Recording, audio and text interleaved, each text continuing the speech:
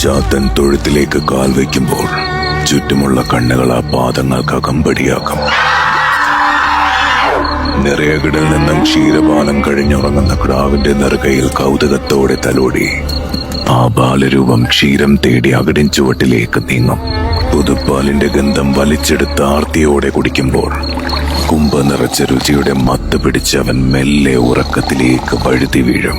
ആ വീഴ്ചയിൽ ചാത്തന്റെ ആത്മാവിന്റെ താക്കോൽ കൂടായ ദണ്ട് കയ്യിൽ നിന്ന് നിലം പതിക്കുന്ന ആ നിമിഷമാണ് കാടിനുള്ളിൽ കെണി കിട്ടിയ കണ്ണുകൾ ലക്ഷ്യത്തിലേക്ക് നീങ്ങുന്നത്. ചാത്തൻ ആലസ്യത്തിൽ നിന്നും ഉണരാനെടുക്കുന്ന ഒരു നിമിഷക്കാലം. ചുവട് പിഴച്ചാൽ ഉള്ളിലൂടെ അഗ്നിക്കിരയാകേണ്ടി വരുന്ന വിപത്തിനെ മുന്നിൽ കണ്ട അടിപതറാതെ കുതിക്കുന്ന ഒറ്റ ചുവടിൽ ചാത്തൻ ഉണരാൻ ഈ നിമിഷത്തിന്റെ 4 സമയം മാത്രം. ദണ്ടേന്ത്യ കൈകൾ ചൂടിൽ ചുട്ടുപൊള്ളും.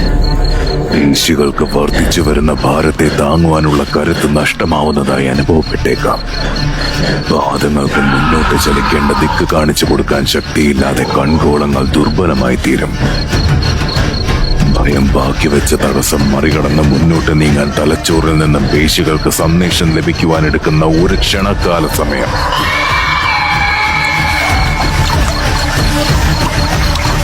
ചാത്തന്റെ കഥ തേടിയുള്ള കനവ് കഥയിൽ